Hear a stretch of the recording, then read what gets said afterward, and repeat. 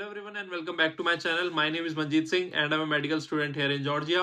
तो आज की वीडियो में I will be talking about the admission process. अगर आपको जॉर्जिया में एडमिशन लेना है तो उसका क्या पूरा प्रोसेस रहता है, आज उसी के बारे में हम बात करेंगे एंड उसमें कितना टाइम आपको लग जाता है, सारी डिटेल्स मैं आपको आज की वीडियो में देने वाला हूँ। तो सबसे पहले हम बात करते हैं एडमिशन प्रोसेस की। तो उसमें जो सबसे फर्स्ट स्टेप होता है वो होता है आपको अपने डॉक्यूमेंट्स हमें पीडीएफ फॉर्म में सेंड करने होते हैं एंड उन डॉक्यूमेंट्स में आपके इंक्लूड होते हैं आपके 10th एंड 12th की मार्कशीट, आपका आधार कार्ड, आपका पासपोर्ट एंड आपका बर्थ सर्टिफिकेट। ये बहुत इंपॉर्टेंट डॉक्यूमेंट्स हैं एंड इनमें सबसे इंपॉर्टेंट जो है वो है आपका पासपोर्ट।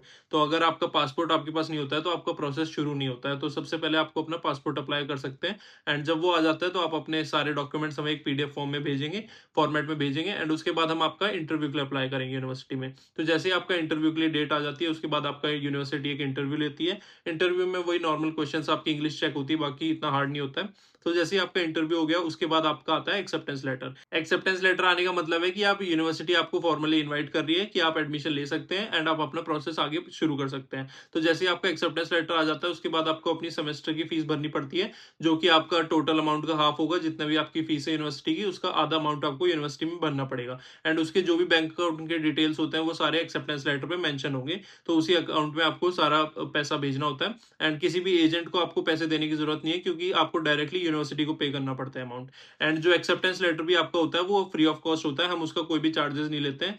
काफी एजेंट्स आपको उसके चार्ज करेंगे बट वो एकदम फ्रॉड एजेंट्स है, क्योंकि इस चीज का एक्सेप्टेंस लेटर का कोई भी चार्ज नहीं लिया जाता है, एकदम फ्री ऑफ कॉस्ट होता है। जैसे आपका एक्सेप्टेंस लेटर आ गया उसके बाद आपने यूनिवर्सिटी की फीस भी पे कर दी है, उसके बाद आपका आता है, उसके बाद हमारा काम स्टार्ट होता है जिसमें आपका इन्विटेशन लेटर आएगा, रेक्टर ऑर्डर आएगा, मिनिस्ट्री लेटर आएगा। ये सारे लेटर्स हमारे पास आएंगे, आपके पास इसमें से कुछ भी नहीं आता है। तो जैसे ये लेटर्स आते हैं हमारा, फिर हम आपके फिजिकल डॉक्यूमेंट जो अब होते हैं आपके, वो आपको ऑफिस भेजने पड़ेंगे। जैसे आप ये फिजिकल डॉक्यूमेंट्स ऑफिस भेज देते हैं उसके बाद आपका वीजा का प्रोसेस हम शुरू कर देते हैं, वीजा एप्लीकेशन शुरू कर देते हैं। पहले आपके ये सारे डॉक्यूमेंट्स अपोस्टाइल होते हैं, उसके बाद वेरिफिकेशन होता है मिनिस्ट्री से एंड फिर हम आपका एप्लीकेशन वीजा के लिए स्टार्ट करते हैं। एंड उसमें हमें आपका एक और चीज चाहिए होता है, वो होता है आपका बैंक स्टेटमेंट। तो ये आपका बैंक स्टेटमेंट 6 महीने हमें पुराना चाहिए होता है एंड उसमें आपका अप्रॉक्स 4 lakhs के अराउंड आपको बैंक बैलेंस शो करना पड़ता है। तो जैसे ही हम आपका वीजा का एप्लीकेशन सारे हम डॉक्यूमेंट्स कलेक्ट करके वीजा के अप्लाई करते हैं एंड उसके बाद आपका 2 से 3 महीने के अंदर वीजा आ जाता है और उसके बाद आप जाके अपना पासपोर्ट कलेक्ट कर सकते हैं and you can come to Georgia.